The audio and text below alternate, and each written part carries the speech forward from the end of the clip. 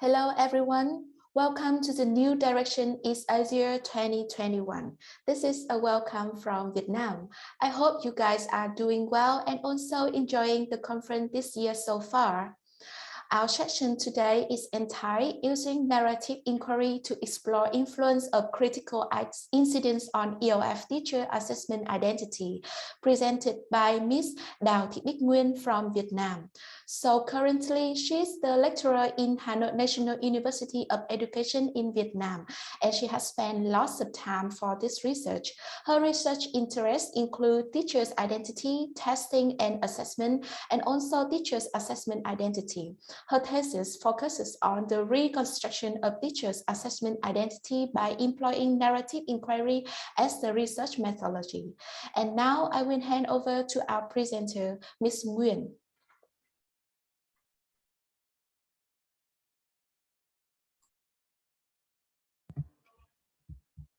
Okay, thank you, Huyền. Good morning, everyone. Let me take this opportunity to share with you the preliminary results of my PhD projects, which focuses on teachers' assessment identities. As you can see from my computer slide, the focus of my presentation today is on the influence of critical incidents on EFL teachers' assessment identities by employing the narrative inquiries as a research methodologies. I would like to cover the following points in my presentation today: the rationale, literature review, the research design, and finally the finding and discussion. Now, first, let's start with the rationales. The reasons for my research on teachers' assessment identities are as follows. First, the current research and surveys do not take into account the complexities of teachers' experiences of assessment. Meanwhile, it is important to study recounts of specific classroom events and experiences, because those incidents which teachers deem critical will be very important for their professional development, as suggested by Farrell in 2003. However, my literature review has shown that little research has been done on teachers' assessment-related critical incidents, or we have ACIs, and the contribution of such ACIs to their identity sense-making and assessment identity sense-making. Another reasons, or maybe the final reasons for my research, comes from personal interest and experience as a language teachers and teacher trainer as well. As a language teachers and teacher trainer myself, I have realized that teachers do not simply perform their classroom practices, which includes assessment practices, as a kind of cognitive doing, or as a kind of the simpler implementer of any syllabus. Rather, they bring their own, beliefs, experience, even past, present, and even future visions into their classroom assessment practices. And in that doing, they bring their own, maybe possibly assessment related, critical incidents in their lives, in the practice of, in their classroom practices, which include assessment practices. And that's the reason why I have decided to focus my PhD research and also my presentation on this topic. Now, let's move on with some of the, terms in the literature review. First, the first term to be covered here is a teacher's identities, which is considered to play a central role in understanding teachers' instructional practices, their motivation to teach, their personal and professional well-being, their teaching effectiveness, and even their career decision-making. And according to postmodern views, teachers' identity includes three characteristics: multiplicity, which refers to the fact that teachers' identity involve different sub-identities. The discontinuity, which means that teachers' identity formation is the process of construction and maybe possibly reconstruction, because teachers' identity is a fluid and it can shift from one moment to another moment, from context and to different contexts. And therefore, identities or teachers' identity is dynamic and discontinuous. The social natures of teachers' identities means that the formation of teachers' identities is influenced by different contextual factors of the workplace, and also it can be shaped and reshaped as well. Here are some common themes in research about teachers' identities. The first theme holds that teachers' agency acts as a central part in the development of teachers' identities. According to this view, teachers' agency is a human being's ability to act, which includes the capacity for goal-directed and purposive action and for using meditating means to perform this action. And according to this view, teachers are active agents with their capacity or their ability to play decisive roles in managing their learnings and development actively and intentionally. And teachers' agency is constructed situationally in relation to the context and relation to their past personal experience.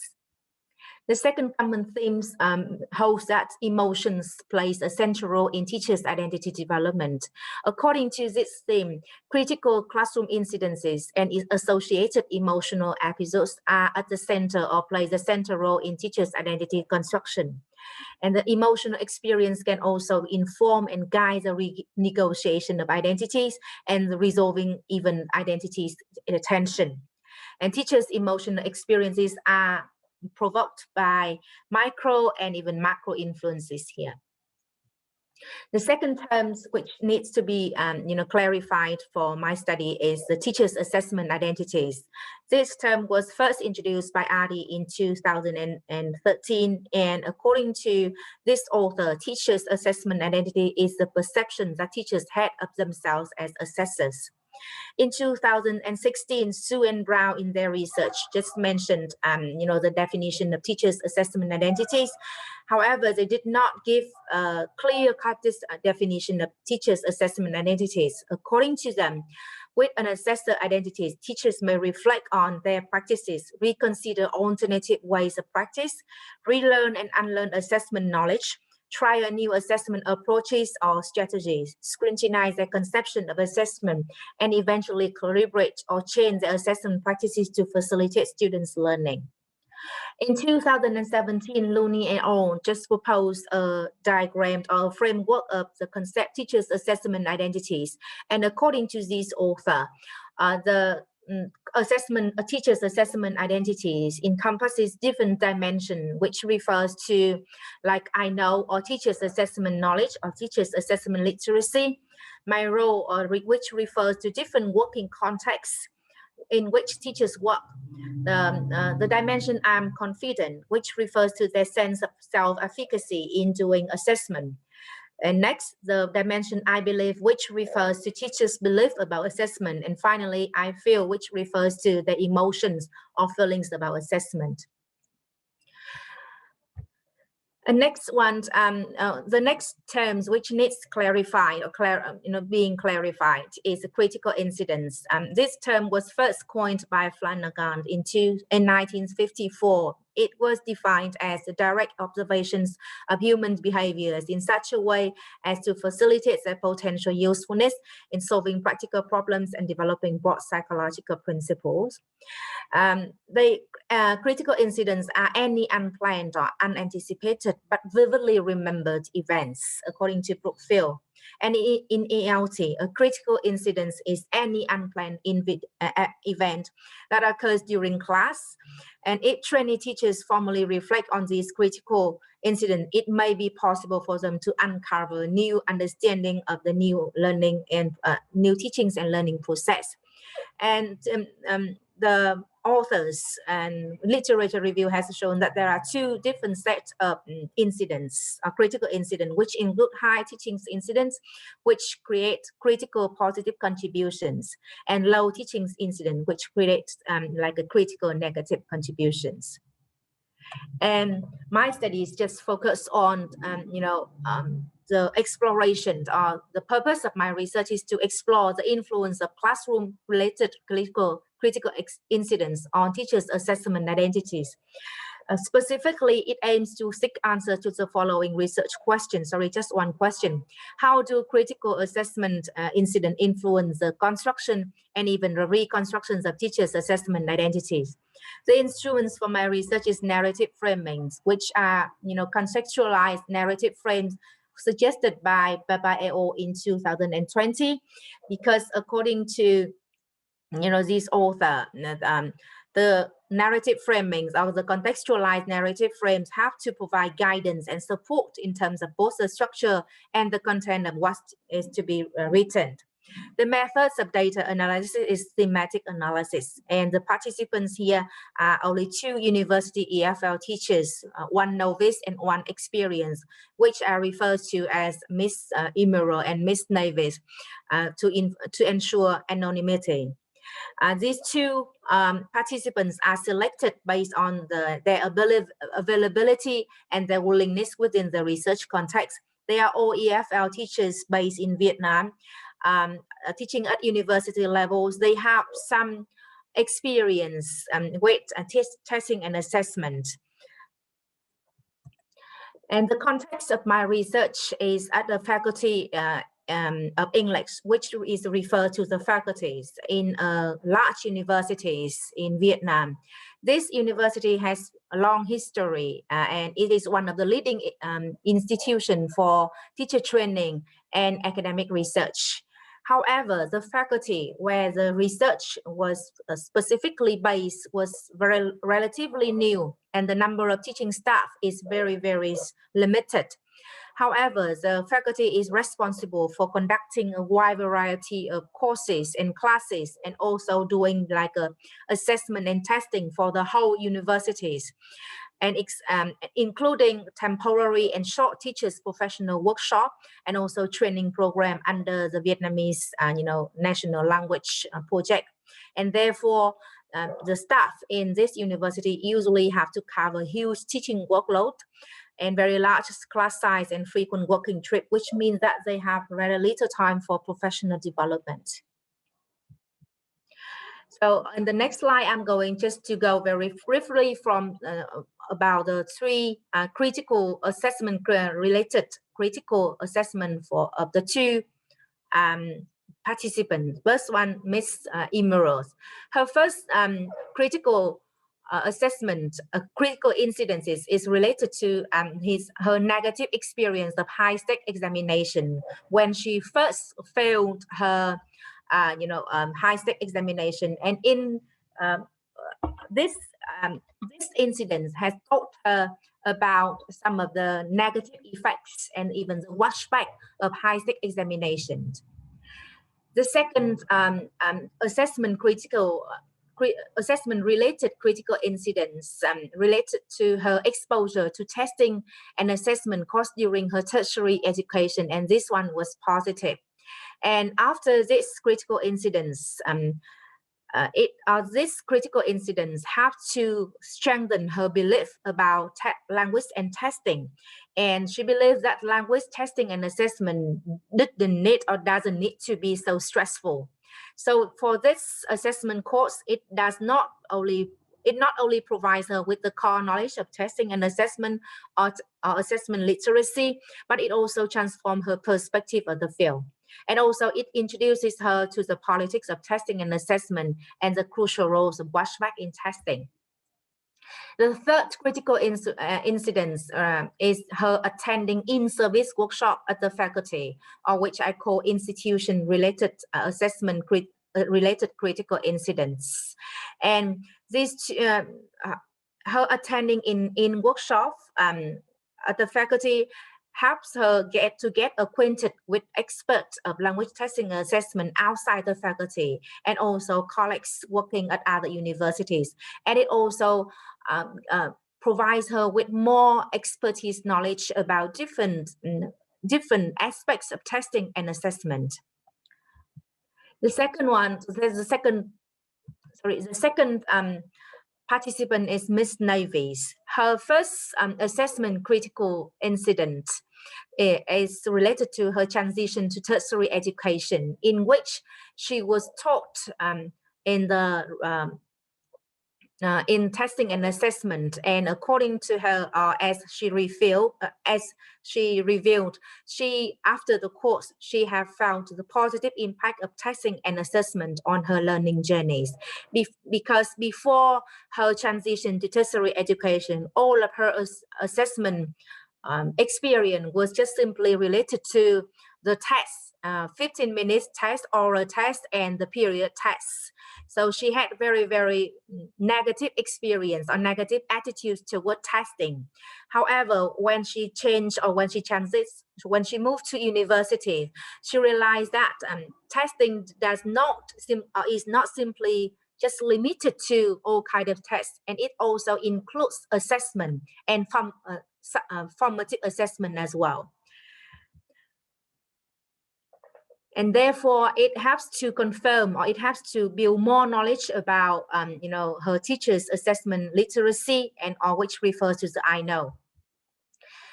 The second assessment-related critical incident refers to her teaching practicum, in which, during her teaching practicum, she get exposed to the real practice of doing, marking.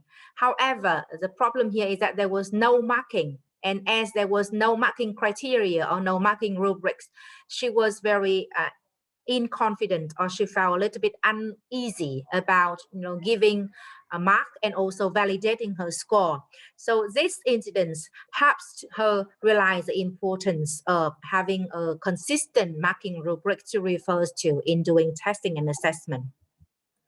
Her third assessment-related critical incidents relates to her working experience with other colleagues, and for this, it helps to provide her with real-life experience of collaborating with other colleagues in the faculty to prepare tests for students, and it has enabled her for some more practical experience, because as she revealed in her answers, this helps her to come to realize that testing and assessment involves different steps, and it helps to just in something kind of open her eye about the world of testing and assessment. And therefore, after considering and also comparing the answers from the two participants, I have come up with the following emergent themes. The theme number one, teachers' assessment identity as part of teachers' identities is also peripheral and supplementary rather than conflictual to teachers' identities. Theme number two, it is teachers' assessment identity is heavily role model driven, with a lot of influence from the workplace climate. The theme number three, teachers' assessment identities is cultivated more during the in-service formal and informal training at the workplace rather than the pre-service education. The pre-service education here just provides the knowledge base only, but the in-service formal and informal training has to provide with like the belief and belief and emotions about about assessment. The next theme is that assessment-related critical incidents and associated emotional episodes are at the center of teachers' assessment identity construction. And for theme number five, both participants reported positive and negative assessment critical incidents, although there are more negative incidents than the positive one. In this case, the positive incidents have to foster a positive self-image with teachers, and it helps them to believe in the value of assessment, especially the formative assessment. In that, the formative assessment helps to inform students of their weaknesses and teach them to reflect on their own performance. However, the negative incidents here are mostly related to institution-related constraints, and these negative incidents diminish the teacher's sense of agency, their motivations, their sense of efficacy, and also their sense of job satisfaction. Yeah. So that's has led me to the end of my presentation. Yeah, and this is just a kind of the preliminary result of my PhD projects, and my PhD projects focuses on the construction and reconstructions of teachers' assessment identities, by using the narrative inquiries as a research methodologies. And one of the major criticism of narrative inquiry is the limited number of participants. And here I just have only two participants, and therefore it is hardly it is hard to make any kind of overgeneralization. However, I'm going to just increase the number of participants in order to have like a cross-case, narrative analysis in order to like verify the results of my findings. So thank you very much for your attention. I'm sorry I couldn't turn the video on because my internet connection is a little bit unstable at the moment of time. So I would like to just receive a lot of questions, comments, and feedback from the audience. Thank you very much. Hi, Ms. Nguyen. Thank you so much for your really useful information. I believe that there are so many of us here are teachers, and I hope that you guys can have more information, also can have some advice from Ms. Nguyen's presentation. So we have the first question from Jonathan. Do you think you could have similar results, Demis, if your research was based on, say, primary school teachers? Yeah, thank you very much. My research, which is focuses on university lecturers, and I believe that maybe primary teachers may have different, answers as well, because they come from different working contexts, and also universities have different working contexts as well. Here in Vietnam, the working context for university teachers is usually like this one. The class size is a little bit, smaller. So we may have about 30 or 40 students in general, and the students are more motivated. However, for when we comes to primary teachers in Vietnam, maybe the context is a little bit different because they have larger class size. Maybe in Hanoi, we have a 50 or even 60 students in the classroom, and we have very strict rigid and syllabus. So maybe I think that the results will be a little bit different, and it may provide another more interesting snapshot of teachers' assessment identities. And I also that is one of your question will become a kind of very useful suggestion for my further research. Maybe I will increase, I will change, or I will just try with another different set of participants as well. Thank you very much, Jonathan. Thank you for your suggestion and also your question, and Jonathan, and suggestion. Thank you so much. And also we have the second one. Where would you like to go with your research in the future? Thank you very much. That's a very interesting questions. Right now I am I'm just in the final year of my PhD journey, and I'm doing the something kind of writing up the thesis and getting published and getting publication. So in the futures, I would like to just something like come up with maybe I would like to reflect on the model proposed by Looney about teachers' assessment identities to see whether that kind of model works a little bit differently in Vietnamese context or not, or maybe whether any kind of dimension is a little bit of greater importance than other dimensions in Vietnamese context. My assumption is that in our context, my role or working context is sometimes maybe would be a little bit more of greater importance in teachers' assessment identities, or maybe when one single teachers with different working roles, for example, he or she may adopt or may refer or may sometimes manifest different parts or different dimension of his or her assessment identities in a more like a significant way than the other one. So I would like to reflect on that kind of model, and hopefully I may add some kind of contribution to the model, and just for specifically used in Vietnamese context. Thank you very much for your questions. Thank you so much for that. We have the third one here from Alice. Do you have any information on the impact of subcritical incidents on the students?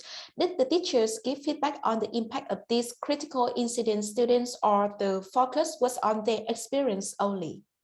Yeah, okay. Thank you very much, Alice. Here, the preliminary results for my presentation just focus on the feedback on the impact of these critical incidents from the teacher's perspective only. From the teacher's perspective only.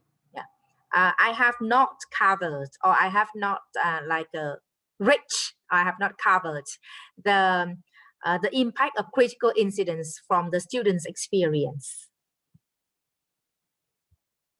I see. Really, thank you. Also, we have another one. Have you got any advice on how to turn tests into positive learning experience for our students? I see. Thank you very much for your question. Yeah, and that is that is a really interesting, but also it's very thorny and tricky questions that I've, as a kind of teacher trainer and also the university teachers myself, I've always tried to find the answers to. So my answers for how to turn the test into a kind of positive learning experience is that for me, the test, or as a teachers, we should try to make testing, or try to make testing become a kind of the experience which makes their learners accountable for their learning. I think the ultimate goal, or the most important philosophy of a teachers as a teachers and also as a language assessors is to make or to create such a testing and assessment experience so that it makes the testing and assessment experience makes their learner become accountable for their learning, which means that from the test, the students should know where they are. Yeah, the results of the test should give them very descriptive and informative information about where they are in the course of learning, what they have achieved so far, and also give them the target. And I mean, here the target should be personalized learning target for each student, because each student will have the different set of they have a different attitude, they have a different pace of learning. So therefore, if we just provide them with personal feedback and based on that we give them some kind of the reflection on how to progress and how to make improvement, then I think the testing will become a kind of a more positive experience rather than negative one. Thank you so much. Actually, I was also the student when I joined the university in Vietnam about 10 years ago. And so that's why I really catch your idea. However, the testing system at that time was not as good as for now. So I believe that for now and also in the future, the test can really reflect the students' ability and become more positive to them, I believe. And we still have a few more minutes, and we have the last one from our dear audience. Do teachers receive much CPD training in Vietnam, especially about assessment? I see. Okay. Well, in Vietnam, usually we have a pre-service and we have an in-service teacher training. And the pre-service, pre-service teacher training covers very, very little about assessment. Most the focus of pre-service teacher training is about teaching methodologies and teaching practicum. Here, we pay very, very little attention to assessment, and even when we carry out assessment training, or we have a course in testing assessment, the focus was only on designing test items, standardized test item like a multiple choice, how to ensure validity, how to ensure reliability, and so on and so forth. And for the in-service teacher training, it depends on the department and also on the Ministry of Education and Training. However, now we have the National Language Project, which enables teachers to have like a frequent and regular or even every year teacher training courses. And sometimes we do have like a assessment and testing teachings methodology, the workshop on testing and assessment for the teachers. These are very short courses, usually last about 2 or 3 days, which cover everything about testing and assessment, from designing test items, making reliable and valid tests, and also to assessment, especially alternative assessment. So usually the focus is simply on designing test items, and especially multiple choice test item, and very little focus is on classroom assessment, or we call formative assessment, or even alternative assessment, because we feel that within the limitation of time and with the very rigid syllabus and the curriculum, it's sometimes very, very difficult or even impossible to cover those assessment methods and assessment practices in the classroom. And also there's not a clear-cut weighting by policy for classroom or for formative assessment in Vietnam. So that is the reason why we do, for teachers, we do have a training, professional trainings, pre-service and in-service training for assessment and testing. However, they are just a little bit very insufficient. Thank you, Ms. Nguyen. I really catch your idea. Yeah, we still have some more to develop in Vietnam, right? So that could be the end of our session today, I guess. Thank you, Ms. Nguyen, for your really useful presentation. I hope that our audience enjoyed it so far. Before you moving to the next one, so please help us to do the survey. Let us know what you think about this presentation. Actually, Sure. I already marked 5 stars for Ms. Nguyen. I really like it. Thank you so much. Yeah, and thank you very also, much. remember that we have the community tab later. So let us know like what you think in general about the conference this year. Thank you again and see you next time. Bye guys. Bye. Thank you very much and goodbye. Yeah, goodbye, Huyền. Yeah, goodbye everyone. Goodbye.